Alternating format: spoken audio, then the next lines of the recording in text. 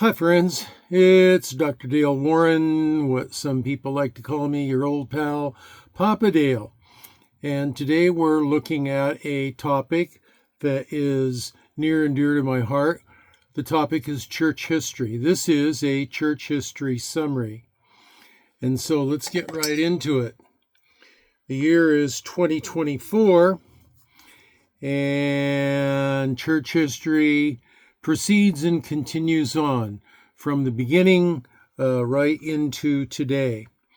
So today, after 2,000 years, Christianity is the faith, at least nominally, of 1/3 of the earth's population. From a handful of fishermen, tax collectors, and youthful troublemakers in an obscure province of Judea, the faith is spread over the globe to claim the loyalty of almost 2 billion inhabitants of our planet. The early church, AD 33 through 70. The way forward usually meant a studied look backward, back to the image of God revealed in the story of Jesus. Christians have always considered the age of Jesus and his apostles as a kind of model for all other ages. It gave to the church its faith in Jesus, the resurrected Messiah, and the hope of forgiveness of sins through him. And the age demonstrated in the life of Paul that the gospel of grace recognizes no boundaries of nation, race, sex, or culture. The age of Catholic Christianity, AD 70 through 312. The Catholic Christianity, which accepted this truth, spread rapidly throughout the Mediterranean world. It confronted the alien ideas of Gnosticism, Marcionism, and Montanism, and called a lie by appealing to the apostolic writings and to the Orthodox bishops who guarded them. At the same time, Christians faced the persecuting power of Rome and dared to die heroically as martyrs, witnesses to others to follow in their footsteps. The seed of martyr's blood, as Tertullian called it, eventually bore abundant fruit in the conversion of the empire. The age of the Christian Empire, AD 312 through 590. The imperial age began in 312 when Constantine caught a vision, that's the Emperor Constantine, caught a vision of Christ before the 4th century closed.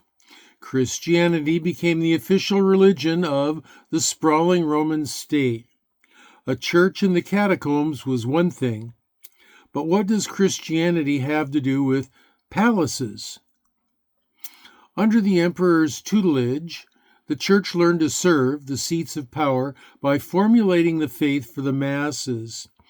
The influence of government began as a process which over time caused the Roman Church to morph into an apostate human organization. Those Christians who had no yearning for palaces or domineering church prelates headed for the wilderness in search of another way to grace. Revered hermits soon found themselves in the vanguard of a movement called monasticism, which they thought was the wave of the future, and it was for a while. Complete apostasy was a slow death by 1,000 cuts process over centuries of time. Great battles between Orthodox believers and those seeking to use the influence of the church for personal power were ferocious. Others, who were sincere but had heterodox doctrinal ideas, were also fierce opponents. Hence came the age of the great councils, which were called to sort out what was the truth. The Christian Middle Ages, AD 590 through 1517. People didn't understand that Christianity was a faith of a deeply personal nature, of a restored relationship with the Creator. Most understood it to be just another aspect of life. I'm a citizen of Rome, an Athenian, a potter, a husband, a poet. Oh, and by the way, my religion is Christian. It was a lucky charm that might be fortuitous now, but would also bring life after death, rather than the very essence of their being. Most Christians saw the hand of God in the happy wedding of Christian church and Roman state. In the East, the marriage continued for a millennium. A mystical piety flourished under the protection of Orthodox emperors until 1453, when invading Turkish Muslim Turks brought the Byzantine Empire to its final ruin. The fall of Constantinople, however, meant the rise of Moscow, the new capital of Eastern Orthodoxy. In the West, it was a different story. After the 5th century, when barbarian Germans and Huns shattered the empire's defenses and swept into the eternal city of Rome itself, men turned to Augustine's book, The City of God, for explanations. They found a vision for a new age. We call these centuries the medieval period. People who lived in them considered themselves Christian. Their reasons lie in the role of the Pope, who stepped into the ruins of the fallen empire in the West and proceeded to build the medieval church upon Rome's bygone glory. As the only surviving link with the Roman past, the Church of Rome mobilized Benedictine monks and deployed them as missionary ambassadors to the German people. It took centuries, but the popes, aided by Christian princes, slowly pacified and baptized a continent and called it Christendom, Christian Europe. The people thought themselves to be Christians because powerful and learned men told them they were. Baptized masses, however, meant baptized pagans. The very low standard for belonging to the Christian club accelerated the already rapid pace of apostasy.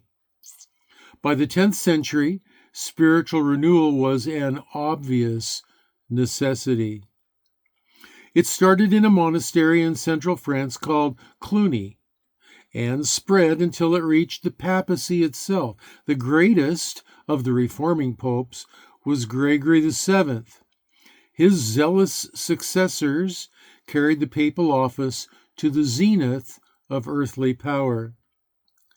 No longer the cement of the Roman Empire, the Church of the 12th century was itself a kind of empire, a spiritual and earthly kingdom stretching from Ireland to Palestine, from earth to heaven.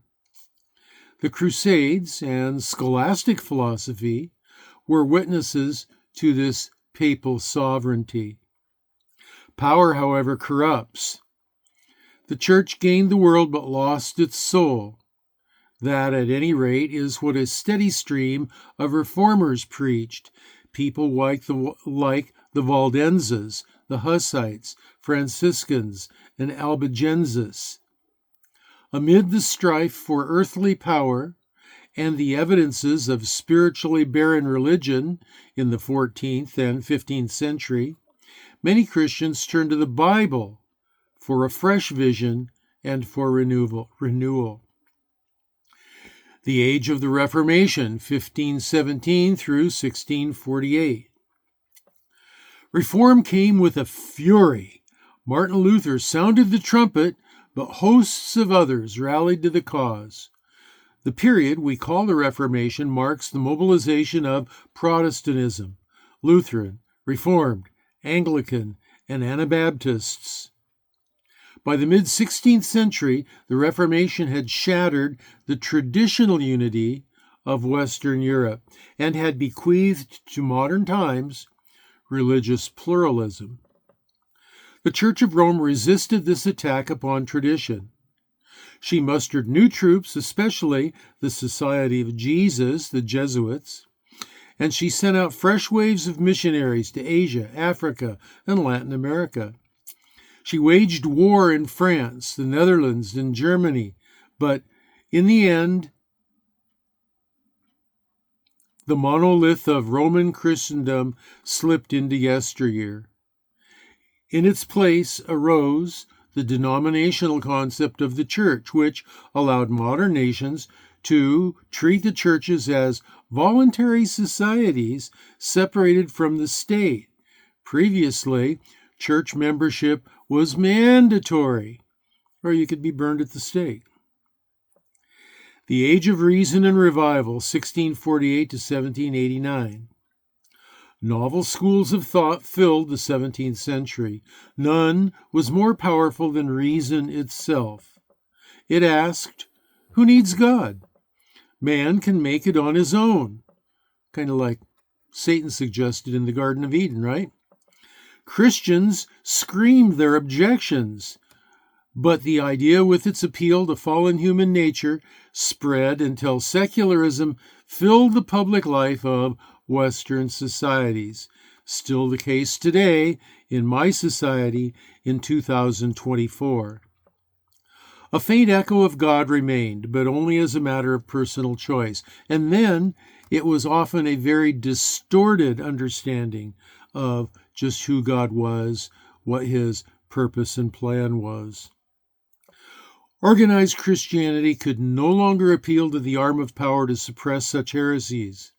So, many of them turned instead to the way of the apostles, prayer and preaching.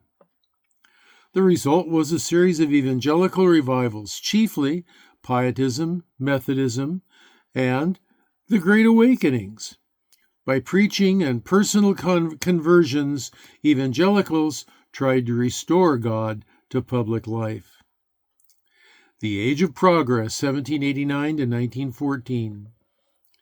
The Age of Progress saw Christians of all sorts wage a valiant struggle against the advance of secularism.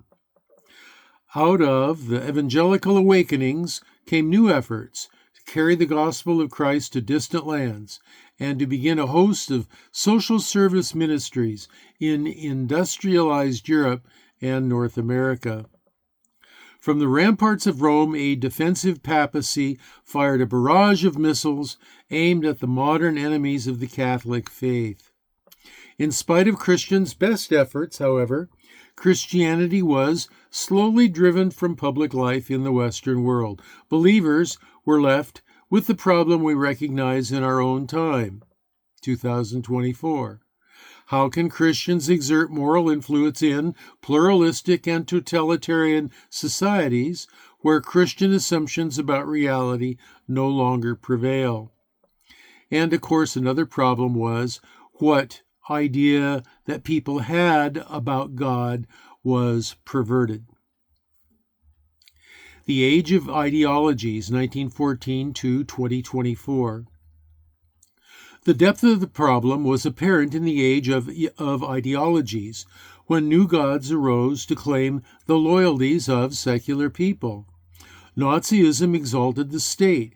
Communism worshipped the party. American democracy revered the individual's rights. Supposed enlightened modern nations waged two global wars in an attempt to establish the supremacy of these new deities. When no single ideology prevailed, a Cold War of coexistence settled upon the once Christian nations.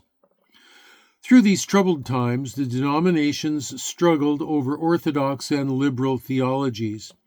They sought fresh ways to recover a lost unity, and they reflected a new hunger for apostolic experience. After World War II, vigorous new Christian leadership emerged in the Third World, offering fresh hope for a new day for the old faith. Had missionaries from the neo-pagan nations of Europe and North America succeeded in giving Christianity a stake in the future by carrying the gospel to Africa and Latin America? Only time will tell. Pardon me.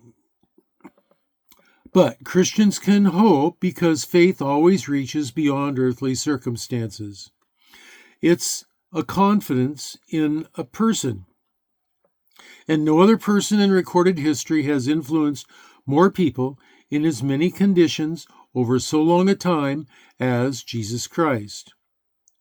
The shades and tones of his image seem to shift with the needs of the people.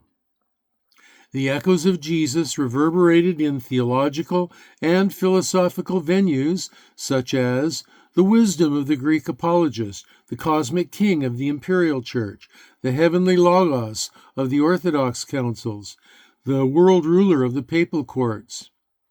Most had perverted views that made them ineffective for salvation and reconciliation. But at least in evangelicalism, a remnant was preserved.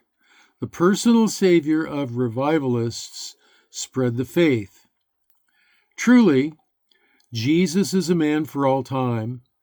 In a day when many regard him as irrelevant, a relic of quickly discarded past, church history provides a quiet testimony that Jesus Christ will not disappear from the scene. His title may change, what men call him may change, but his truth endures for all generations. There always will be a remnant of truth of Jesus Christ that is retained in the consciousness of humanity.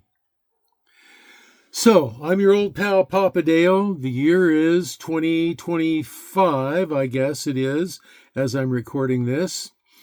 And I will be recording more videos, I hope, the Lord willing. And until I see you in the next one, this once again is your old pal Papa Dale saying I will be praying for you, that you will be well and that you'll be blessed.